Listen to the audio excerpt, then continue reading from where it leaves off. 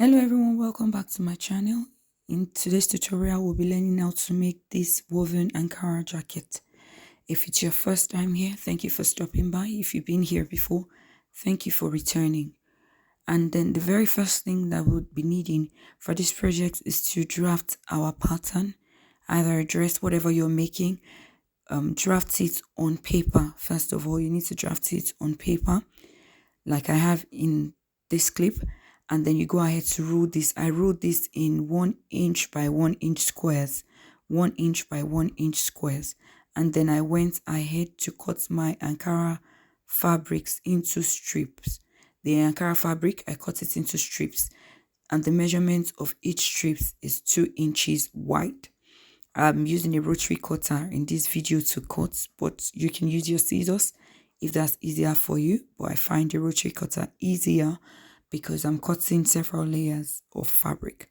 So I've cut several 2 inch wide strips of ankara fabric, which I'll then fold in half, and then you fold it in half again, just like the way we'll fold our bias binding. You fold it in half first of all, and then you fold the edges in again as the second half. I'm now going ahead to sew my strips down on my paper like we see in this video. So I'm folding the strips first in half and then tucking in the edges and stitching it on the square lines that we ruled on the pattern paper. If you still haven't subscribed, please go ahead and do so. Feel free to like, to share, and to comment on this video. So I am just going ahead and stitching the open edge down, following the lines that we originally ruled on the pattern paper. That's another strip now being added, following the lines still that we ruled on the pattern paper. So I'm folding the fabric in half and then tucking in the edges, folding it in half again, and we just go ahead to keep stitching this down. If you've never done this before, it's quite a tedious project, but it's worth it. You should challenge yourself to it if you haven't tried something like this before. So I went ahead and then I was just stitching the lines. This can also be used for skirts and other projects. It's not only jackets, but the jacket is the most common variant that you would see around. So I just go ahead, continuing stitching my straight lines down, following the original lines. Please take note of the fact that I'm only stitching the open edge at this time. I didn't stitch the other side. I'm only stitching one side for now, just to keep all the strips in place as we are following the lines, line by line.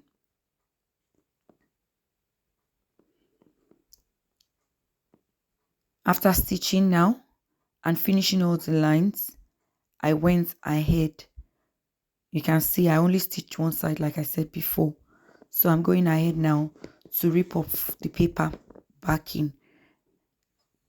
Those are these lines that we stitched. You see it's following the squares, the original squares that we drew before.